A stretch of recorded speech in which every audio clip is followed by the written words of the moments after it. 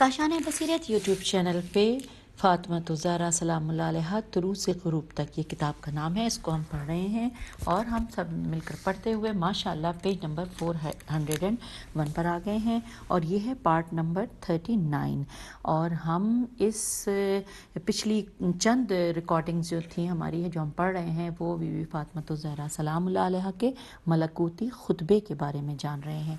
और इस ऑडियो में भी हम जो उनके खुतबे का दूसरा हिस्सा था अभी वो जारी है और हम उसके बारे में जान रहे हैं, उनके मुख्तलिफ़ पार्ट्स के बारे में जो कि इस किताब में तशरीहात मौजूद हैं वो हम मिलकर पढ़ रहे हैं। आइए हम पढ़ने का आगाज़ करते हैं। बीवी के खुतबे का जुमला इन्वर्टेड कॉमा तर्जुमा के शराब ख़ौरी की हुर्मत को रिज्स से पाकीज़गी करार दिया इन्वर्टेड कॉमा क्लोज़। फिर नीचे लिखा है कि एक दूसरे नुस्खे के अल्फाज ये हैं कि वल इंतहा अंशुरेबल खुमूर। हमने आयत तथीर में रिज्स की तशरीह में रिज्स के बहुत सारे मानी नकल किए हैं। शराब ख़ौरी रिज्स व पलीदगी की अक़साम में से है।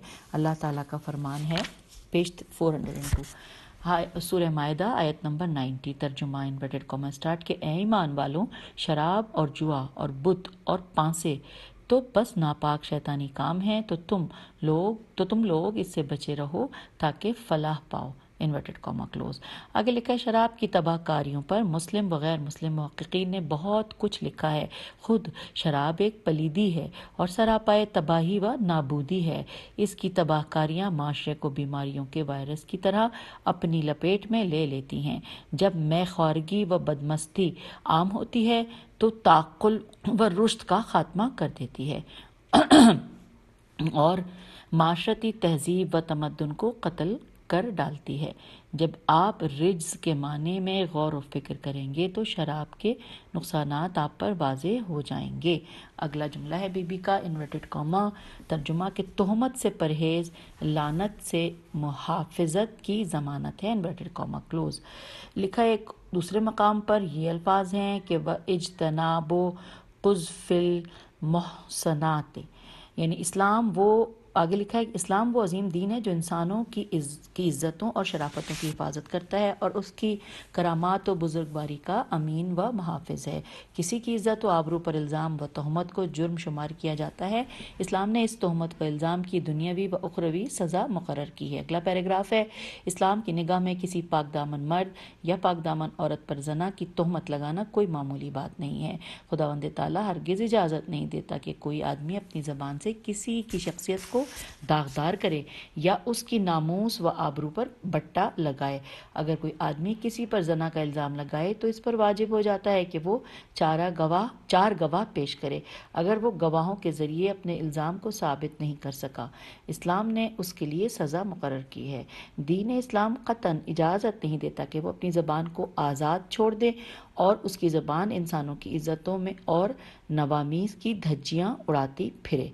अल्लाह ताला का फरमान है सूरह नूर आयत नंबर 4 और 5 तर्जुमा इन्वर्टेड कॉमा जो लोग पाक दामन औरतों पर जना की तोहमत लगाएं फिर अपने दावे पर 4 गवाह पेश न करें तो उन्हें 80 कोड़े मारो और फिर आइंदा कभी उनकी गवाही कबूल न करो। और याद रखो कि ये लोग खुद बदकार हैं, मगर हाँ जिन लोगों ने इसके बाद तौबा कर ली और अपनी इस्लाह कर ली तो बेशक खुदा बड़ा बख्शने वाला मेहरबान है इन्वर्टेड कॉमा क्लोज। हम पेज नंबर 403 पर हैं। आगे लिखा है सूरह नूर में एक दूसरे मकाम पर फरमाया सूरह नूर आयत नंबर 23 तर्जुमा इन्वर्टेड कॉमा स्टार्ट बेशक जो लोग पाक दामन बेखबर और ईमानदार औरतों पर जना की तोहमत लगाते हैं उन पर दुनिया और आखिरत में खुदा की लानत है और उन पर बड़ा सख्त अजाब होगा इन्वर्टेड कॉमा क्लोज। आगे लिखा सैयदा आलम की इस जादुआना गुफ्तगू से ये अमर वाज़े हो जाता है कि जब इंसान अपनी ज़बान को दूसरों पर तोहमत लगाने से रोकता है तो वो लानत से बच जाता है। लानत का लुग़वी माने अल्लाह की रहमत से दूरी है। आगे लिखा है इन्वर्टेड कॉमा तर्जुमा के स्तर के सरका को इफ़्फ़त व पाकदामनी का सबब करार दिया है इन्वर्टेड कॉमा क्लोज। एक और मकाम पर ये अल्फाज हैं व मुजानबतुल सरक़त और नीचे लिखा है इन्वर्टेड कॉमा के चोरी जैसे पस्त तरीन फेल से बचने को पाकीज़गी व अमानतदारी का वसीला करार दिया इन्वर्टेड कॉमा क्लोज। अब इनके बारे में नीचे लिखा है कि इंसानी हाथ इज़्ज़त व अज़मत का हामिल है। जब तक वो अमानतदार और अफीफ रहता है उसकी बहुत बड़ी कीमत है। जब वो सरका و تجاوز سے آلودہ ہوتا ہے تو اس کی کرامت و ارزش جاتی رہتی ہے، کیونکہ اس نے قانون عدالت کا احترام نہیں کیا، اب اس کا احترام جاتا رہا۔ نیچے لکھا ہے ابو العلل معری نے شعر کی زبان میں سید السادات سید مرتضیٰ علم الہدا رضوان اللہ علیہ سے پوچھا، ترجمہ، کہ جس ہاتھ کی دیت 500 سونے کے دینار ہے، اگر وہ 1/4 دینار چوری کرے تو اس معمولی چوری کے عوض کیوں کاٹا جاتا ہے؟ یہاں پر انورٹڈ کاما کلوز اور سوالیہ نشان بھی، اور یہ مکمل ہوا۔ تو اور ہم پیج 404 پہ آ گئے ہیں۔ پھر اس میں نیچے لکھا ہے کہ آپ نے جواب فرمایا، یہ کیونکہ عربی میں ہے ساری چیزیں، ہم ترجمہ پڑھ رہے ہیں۔ آپ نے جواب فرمایا انورٹڈ کاما، اللہ تعالیٰ نے امانت و امانت داری کو بے پناہ عزت و عظمت عطا کی ہے۔ امانت میں خیانت، ذلت اور رسوائی ہے۔ اے عقل مند، آفریدگار کی حکمت و دانش میں غور و فکر کر، انورٹڈ کاما کلوز ہو گیا۔ اس کے بعد نیچے لکھا ہے کہ اس بیان سے واضح اور آشکار ہو جاتا ہے کہ خیانت اور چوری سے ہاتھ کی امانت اور پاکیزگی ذلت اور رسوائی میں بدل جاتی ہے۔ جب انسان چوری اور سرقہ قافے کو ترک کرتا ہے اور اس گناہ و جرم سے اپنے آپ کو دور رکھتا ہے تو اس کی عفت اور امانت زندہ اور تابندہ رہتی ہے۔ اس کے بعد نیچے لکھا ہے کشف الغمہ میں یہ جملے موجود ہیں۔ یہ جو جملے ہیں ان کا میں ترجمہ پڑھنے جا رہی ہوں، انورٹڈ کاما سٹارٹ۔ اللہ تعالیٰ نے حکمرانوں پر لازم کیا ہے کہ وہ یتامہ کے اموال کو خرد برد کرنے سے بچائیں اور ان کے اموال کی حفاظت کریں اور رعایا کے حقوق میں عدل کو لازم رکھیں، انورٹڈ کاما کلوز۔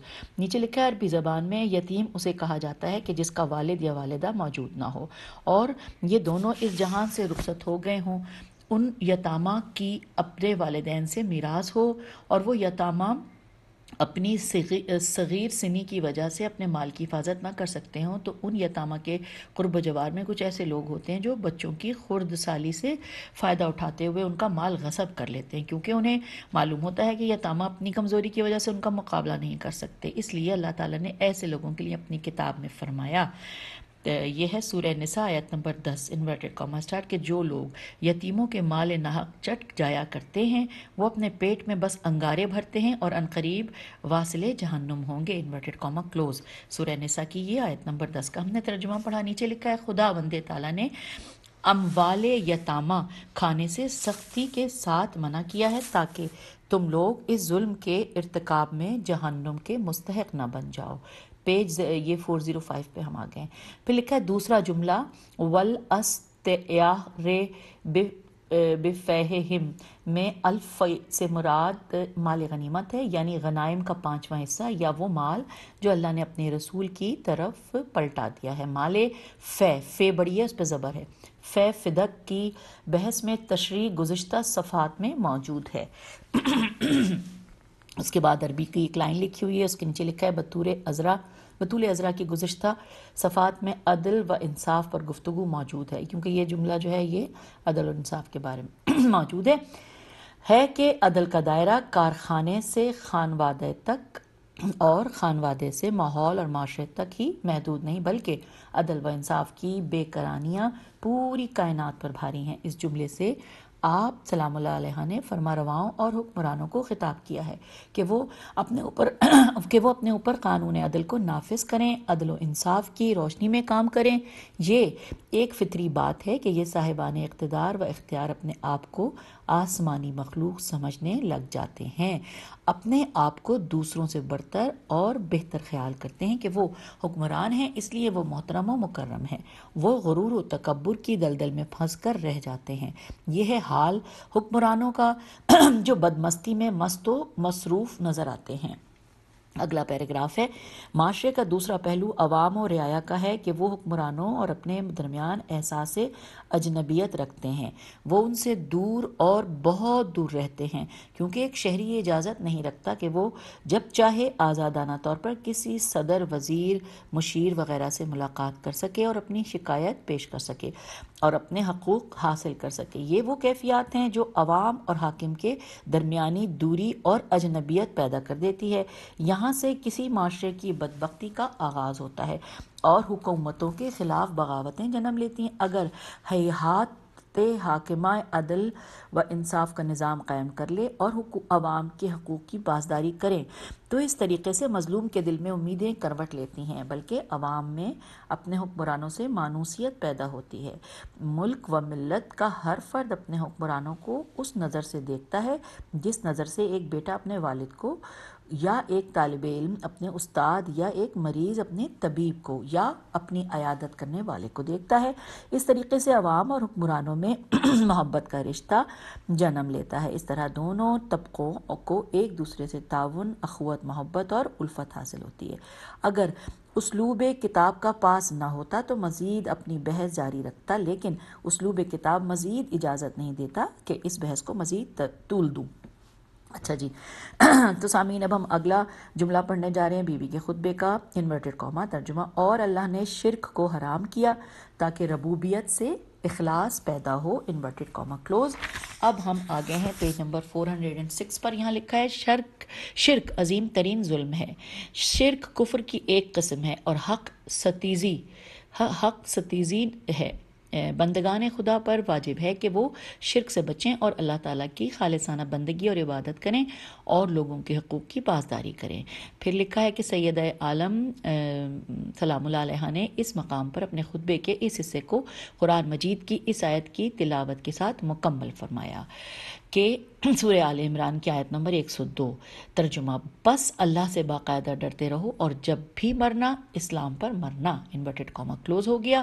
اس کے بعد سورہ فاطر کی آیت نمبر 28، ترجمہ: اس لیے اس کے بندوں میں سے خوف خدا رکھنے والے صرف صاحبان علم و معرفت ہی ہوتے ہیں۔ یہ سورہ فاطر کی آیت نمبر 28 ہے، اور جیسا کہ سامعین ہم نے پڑھا کہ اس میں لکھا ہے کہ سیدہ عالم نے اس مقام پر اپنے خطبے کے اس حصے کو قرآن کی اس آیت کی تلاوت کے ساتھ مکمل فرمایا۔ تو ہم نے یہ والا بیوی کے خطبے کا یہ حصہ جو کہ دوسرا حصہ تھا ملکوتی خطبے کا، وہ ہم نے مکمل کر لیا۔ اب ہم پیج نمبر 407 پہ پڑھنے جا رہے ہیں، جس کی ہیڈنگ ہے کہ سیدہ عالم کے جان فضا خطبے کا تیسرا دور۔ تو یہ جو تیسرا دور ہے اب ہم وہ پڑھنے جا رہے ہیں اور جاننے جا رہے ہیں۔ بہت ساری تفصیلات ہیں، لیکن دیکھنے والی بات یہ ہے کہ ابھی تک بی بی نے فدق کا ذکر ہی نہیں کیا۔ ابھی تک بی بی جو تفصیلات ہم کو بحیثیت مسلمان اور وہاں پہ اس وقت بتا رہی ہیں وہ کتنا بڑا سرمایہ ہے۔ آئیے، یہ کیونکہ خطبہ پورے صفحے پر مشتمل تھا تو اب عربی میں، تو اب ہم اس کا پہلے ترجمہ پڑھیں گے پیج نمبر 408 پر۔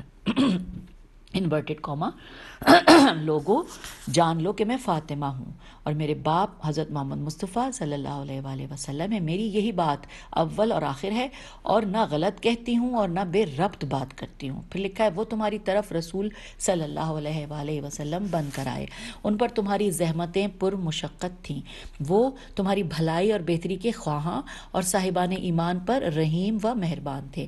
اگر تم ان کی ذات میں غور کرو اور ان کی نسبت کو دیکھو تو تم لوگ تمام عورتوں میں انہیں صرف میرے ہی والد گراں قدر پاؤ گے، اور جب تم مردوں میں غور کرو گے تو انہیں صرف میرے ابن ام کا بھائی پاؤ گے۔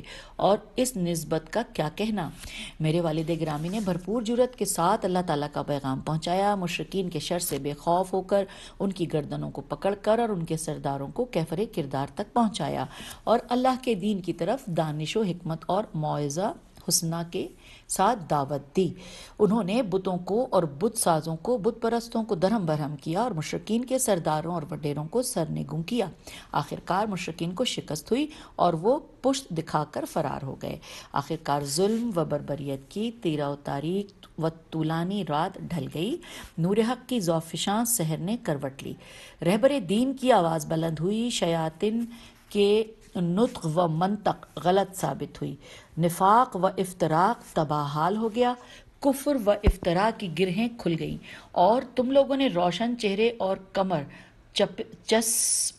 چیسین پہ ڈال ہے چسپدہ ملکوتی اور لوگوں سے کلمہ اخلاص سیکھ لیا، جن لوگوں نے اللہ سے رجز کو دور رکھا تھا اور انہیں حق پاکیزگی و طہارت عطا کیا تھا۔ اگلا پیراگراف ہے، خطبہ جاری ہے، ترجمہ کہ تم لوگ جہنم کے کنارے پر تھے، میرے باپ نے تمہیں نجات دی، تم ہر لالچی کے لیے مال غنیمت اور ہر روزگار کے لیے چنگاری تھے، تمہاری کوئی حیثیت نہ تھی، ہر پاؤں کے لیے مال پائمالی تھے، گندا آلودہ پانی نوش جان کرتے تھے، بھوک کے ہاتھوں تنگ آ کر درختوں کے پتے چباتے تھے۔ پیج 409 پہ ہم آ گئے۔ بی بی فرما رہی ہیں درختوں کے پتے چباتے تھے، ذلت و پستی نے تمہیں گھیر رکھا تھا، اطراف و اکناف سے دشمن کے حملوں کے خوف سے حیران و سرگرداں تھے، لیکن رب جہان نے میرے عظیم القدر والد کے وسیلے سے تمہیں تمام مصائب و آلام سے بچا کر سکون کی زندگی دے دی۔ انورٹڈ، یہاں پر یہ پیراگراف ختم ہو گیا، لیکن خطبہ جاری ہے۔ آگے لکھا ہے کہ خیر ان تمام باتوں کے بعد جب کبھی عرب کے نامور سرکش بہادر اور اہل کتاب کے باغی و طاغی لوگوں نے جنگ کی آگ بھڑکائی تو اللہ نے اسے بجھا دیا، یا جب شیطان نے کہیں اپنے سینگ نکالے یا شرک کے اژدہاؤں نے اپنے منہ کھولے تو میرے والد، یعنی بریکٹ میں لکھا ہے رسول اللہ صلی اللہ علیہ وآلہ وسلم نے اپنے برادر امیر شجاعت امام علی علیہ السلام کو ان کے قلع قمع کرنے کے لیے بھیجا۔ دوبارہ پڑھتی ہوں کہ جب یہاں سے پڑھ لیتے ہیں کہ خیر ان تمام باتوں کے بعد جب کبھی عرب کے نامور سرکش بہادر اور اہل کتاب کے باغی و طاغی لوگوں نے جنگ کی آگ بھڑکائی تو اللہ نے اسے بجھا دیا، جب شیطان نے کہیں اپنے سینگ نکال لیا، شرک کے اژدہاؤں نے اپنے منہ کھولے تو میرے والد رسول اللہ صلی اللہ علیہ وآلہ وسلم نے اپنے برادر امیر شجاعت امام علی علیہ السلام کو ان کے قلع قمع کے لیے بھیج دیتے اور اس وقت تک واپس نہ آتے جب تک اپنی شجاعت و شہامت سے ان کے فتنوں کو کچل نہیں دیتے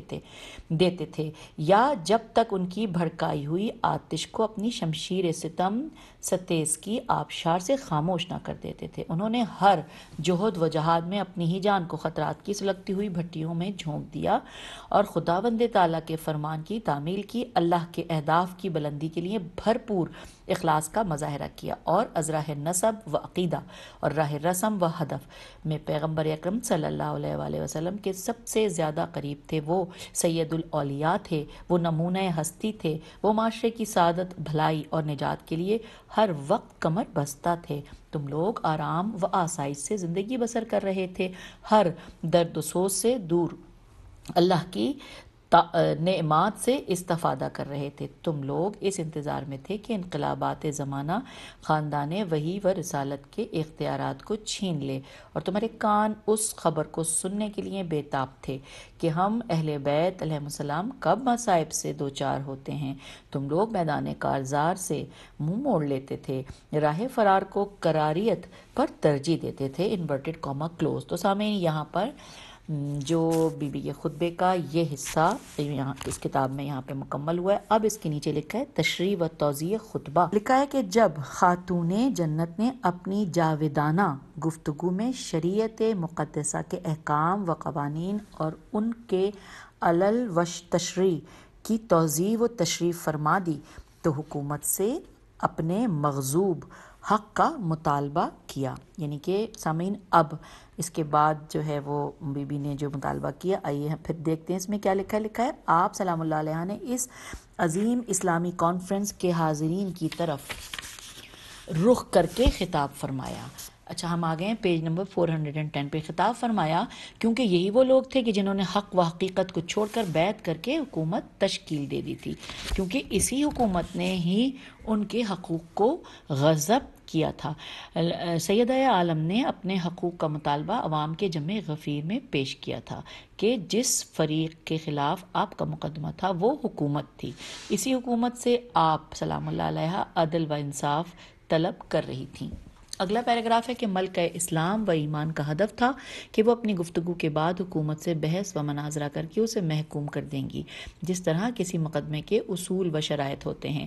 آپ نے انہی شرائط کو سامنے رکھا اور کہ وہ خود مدعی ہیں اور دوسری طرف حکومت مدعا علیہ ہے۔ اس لیے آپ سلام اللہ علیہ نے حاضرین میں اپنا تعارف پیش کیا۔ جہاں ایک فریق حکومت ہے تو دوسرا فریق خاندان وحی و رسالت کی شہزادی سیدہ نساء العالمین ہیں۔ آپ سلام اللہ علیہ نے یہ مقدمہ اس وقت کی عظیم شخصیات کی موجودگی میں پیش کیا۔ یہ شخصیات مہاجرین و انصار تھے جن کا جامعہ اسلامیہ میں ایک وزن تھا۔ آگے لکھا ہے موضوع مقدمہ بطول عذرا کی وہ اراضی تھی جو کئی برسوں سے ان کی ملکیت میں تھی۔ حکومت نے اپنے حکومتی ذرائع سے ان کی اراضی پر قبضہ کر لیا تھا، حالانکہ حکومت کے پاس کوئی شرح شرعی جواز نہ تھا، اپنی سیاسی کارروائی سے خاندان وحی و رسالت کا حق غصب کر لیا۔ اچھا، اب سامعین، اب نیچے جو ہیڈنگ لکھی ہے وہ ہے میں فاطمہ ہوں، جی ہاں میں فاطمہ ہوں۔ یہ ہیڈنگ ہے، میں پھر پڑھتی ہوں کہ میں فاطمہ ہوں، جی ہاں میں فاطمہ ہوں۔ اس کے نیچے لکھا ہے کہ دختر فرزانہ پیغمبر اکرم صلی اللہ علیہ وآلہ وسلم نے اس اسلامی بے نظیر کانفرنس میں روئے سخن حاضرین کی طرف کیا اور فرمایا ایھا الناس اعلموا انی فاطمۃ، یعنی جی ہاں اے حاضرین و سامعین کرام میں فاطمہ ہوں، جی ہاں میں فاطمہ ہوں، انورٹڈ کاما کلوز۔ نیچے لکھا ہے سید عالم نے سب سے پہلے سامعین کے سامنے اپنا ملکوتی اسم پیش کیا۔ یہ وہ الہامی اور پرمعنویت اسم تھا جس سے ہر شخص آگاہ تھا۔ سامعین کا ہر فرد اس نام کو لسان رسالت صلی اللہ علیہ وآلہ وسلم سے نہایت ہی تجلیل و تعظیم سے کئی بار سن چکا تھا۔ و ابی محمد صلی اللہ علیہ وآلہ وسلم، یعنی انورٹڈ کاما کہ میرے والد سلطان انبیاء حضرت محمد مصطفیٰ صلی اللہ علیہ وآلہ وسلم ہے، انورٹڈ کاما کلوز۔ اب اس کے بارے میں نیچے لکھا ہے کہ پیغمبر گرامی کی دختر یگانہ نے اپنا وہ عظیم و بلند بالا نسب بیان فرمایا کہ جس کی مثال نہ کوئی اثر پیش کر سکتا ہے اور نہ کوئی نسل، کیونکہ یہ نسب افتخار جہان ہے، در تاج آفرینش ہے کہ جس کے نور سے آفتاب منور ہے۔ پیج نمبر 411 پہ اب ہم آ گئے ہیں۔ لکھا ہے جی ہاں فاطمہ حضرت محمد مصطفیٰ صلی اللہ علیہ وآلہ وسلم کی دختر ہیں اور حضرت محمد صلی اللہ علیہ وآلہ وسلم سید الانبیاء ہیں، اشرف الخلائق ہیں، اطہر الکائنات ہیں اور کائنات کے افضل ترین شخصیت کی پاکیزہ وہ دختر ہیں۔ جی ہاں اے حاضرین کرام، آپ سے عظیم باپ کی عظیم بیٹی گفتگو کر رہی ہے۔ وہ شجاعت و شہامت کے سے احتجاج کر رہی ہے اور اپنے اوپر ہونے والے مظالم کو بیان کر رہی ہے اور اپنے اور معاشرے کے مستضعف لوگوں کے حقوق کا دفاع کر رہی ہے اور اپنا حق مانگ رہی ہے۔ اگلا پیراگراف ہے کہ انہوں نے اپنی معرفی اس لیے کرائی، یعنی تعارف اس لیے کرائی کہ تاکہ لوگ کوئی یہ نہ کہہ سکے کہ ہم نے انہیں نہیں پہچانا، کل کوئی بہانہ نہ تراش سکے کہ بی بی فاطمہ زہرا سلام اللہ علیہا نے اپنا نام کیوں نہیں لیا تھا، اپنی شخصیت اور اپنے نسب کا تذکرہ کیوں نہیں کیا تھا۔ تو ملکہ ایمان و اسلام نے اپنی صریح معرفی سے حجت تمام کر دی، یعنی اپنے نام کو بتا کر واضح کر دیا۔ لکھا ہے کسی کے لیے چوں چرا کی گنجائش نہ چھوڑی، اس طریقے سے آپ نے ان کے لیے تعریض و توبیخ کے سارے سامان اکٹھے کر دیے۔ پھر لکھا ہے جی ہاں حضرت فاطمہ زہرا سلام اللہ علیہا بنت محمد تشریف فرما ہیں، وہ اس لیے مسجد نبوی میں حاضر ہیں کہ مجمع میں تشریف لائی ہیں تاکہ اپنے مغصوب حقوق کا مطالبہ کریں۔ اب بی بی کے کلام کا حصہ لکھا ہے انورٹڈ کاما کہ جی ہاں اے لوگو، جو کچھ میں نے اپنے خطاب کے اول میں کہا تھا آخر میں وہی میری زبان پر ہے، انورٹڈ کاما جو کچھ کہہ رہی ہوں، یعنی انورٹڈ کاما میں وہ جو گفتگو میں پڑھ رہی تھی ان کی وہ کلوز ہو گئی۔ اس کے نیچے لکھا ہے کہ جو کچھ کہہ رہی ہوں وہ میں بھرپور ایمان کی قوت و قدرت سے کہہ رہی ہوں۔ پھر نیچے لکھا ہے کہ ایک دوسرے نسخے میں آیا ہے کہ عودن علی بدء، یعنی دونوں جملوں کا ایک ہی معنی ہے۔ اور اس کے بعد اگلا جملہ ہے جس کا ترجمہ انورٹڈ کاما کہ جو کچھ میں کہہ رہی ہوں وہ اشتباہ نہیں ہے، میری منطق و گفتار میں کوئی کذب، دھوکہ اور مغالطہ نہیں ہے، انورٹڈ کاما کلوز۔ پھر آگے ہے ایک اور جملہ انورٹڈ کاما کہ میں جو بات بھی کروں گی وہ ازراہ ظلم و جور و افراط و تجاوز سے نہیں کہوں گی، انورٹڈ کاما کلوز۔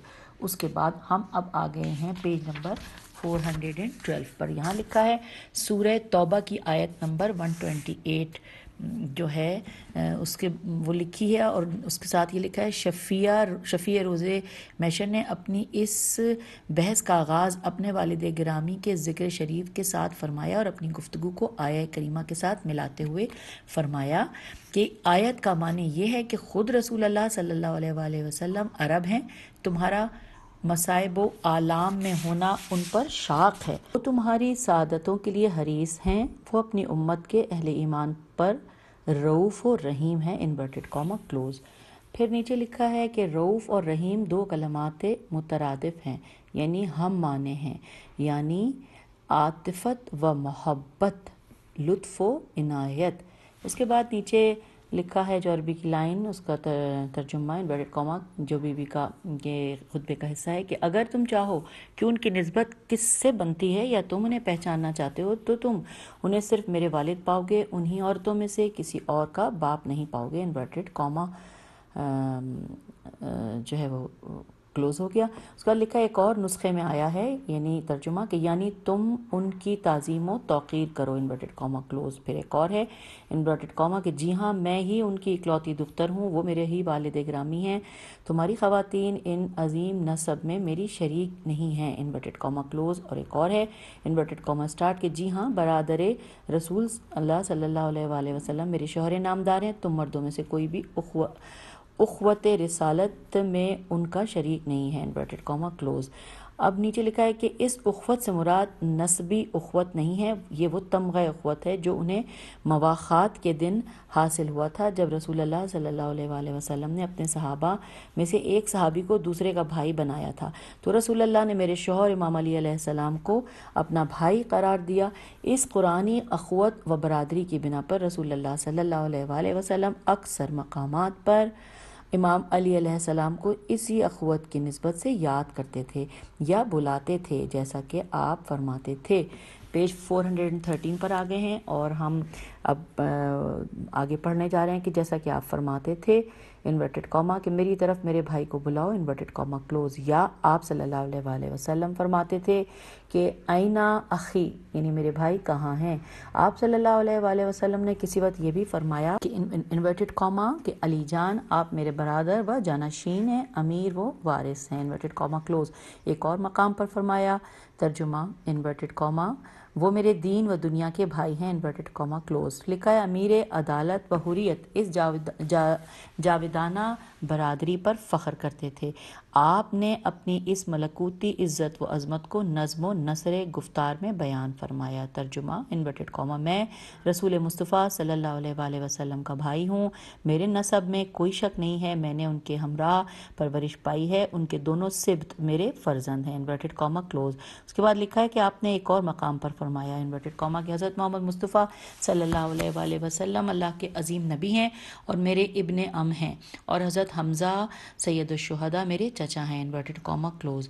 پھر نیچے لکھا ہے کہ آپ کا یہ فرمان بھی قابل غور ہے، انورٹڈ کاما آپ وہ عزت و عظمت والے پیغمبر صلی اللہ علیہ وآلہ وسلم ہیں جس وقت آپ نے اپنے اصحاب میں پیمان اخوت کا نظام جاری فرمایا تو آپ نے مجھے اپنے پاس بلایا، میرے اور اپنے درمیان قرآنی اخوت کا عہد و پیمان جاری فرمایا، اسی طرح آپ صلی اللہ علیہ وآلہ وسلم نے اسی وسیلے سے میری برتری و شائستگی کو روشن اور آشکار فرمایا، انورٹڈ کاما کلوز۔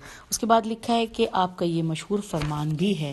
اب یہ فرمان ہم پڑھنے جا رہے ہیں، پیج نمبر 414 پہ آ گئے ہیں، ترجمہ، اور یہ جو ہے علی من المہد الی اللحد سے لیا گیا ہے۔ ترجمہ انورٹڈ کاما کہ میں اللہ کا عبد ہوں، رسول اللہ صلی اللہ علیہ وآلہ وسلم کا بھائی ہوں، میں ہی صدیق اکبر اور فاروق اعظم ہوں، انورٹڈ کاما کلوز۔ اچھا جی، اس کے بعد جو عربی لکھی ہے اس کا ترجمہ ہے انورٹڈ کاما کہ وہ آدمی کس قدر پاک و پاکیزہ اور برتر و اعلیٰ ہے جو ان سے منسوب ہے، کیونکہ وہ آفرینش جہان کی غرض و غایت ہیں، اللہ ان کے وجود کی برکت سے انسان اور دیگر موجودات کو رزق عطا فرماتا ہے، انورٹڈ کاما کلوز۔ اچھا اب ہیڈنگ آ گئی ہے، لکھا ہے حوادث و نعمات کی یاد آوری، اور اس کے مطابق جو ہے وہ اب ہم خطبے میں بیان کی گئی گفتگو کو جانیں گے۔ لکھا ہے کہ خاتون قیامت نے اس مقام پر بعثت پیغمبر سے پہلے کے حوادث اور بعثت کے بعد اسلام کی نعمات کی طرف اشارہ فرمایا۔ بی بی کا فرمان انورٹڈ کاما سٹارٹ کے پیغمبر حریت نے اپنی رسالت کا ابلاغ کیا جس طرح ممکن تھا، آپ صلی اللہ علیہ وآلہ وسلم نے اللہ کے پیغام کو بہترین شکل میں اہل جہان تک پہنچا دیا، انورٹڈ کاما کلوز۔ پھر لکھا ہے کہ ہر حال میں لوگوں کو حساب و کتاب سے ہوشیار فرمایا، جی ہاں آپ صلی اللہ علیہ وآلہ وسلم نے رسالت کا حق ادا کیا، آپ نے جہاں انذار الف نون زے الف رے الف کے نیچے زے جہاں انذار کیا وہاں ابشار بھی کیا، گناہگاروں اور مجرمین کو ان کے انجام سے ہوشیار کیا۔ سامعین، یہاں پر ہم اپنی اس آڈیو کی ریکارڈنگ کو روک دیتے ہیں کیونکہ ابھی خطبے کی تشریح اور تفصیلات جاری ہیں۔ انشاءاللہ ہم اگلی آڈیو میں مل کر پڑھیں گے۔ خدا حافظ، فی امان اللہ۔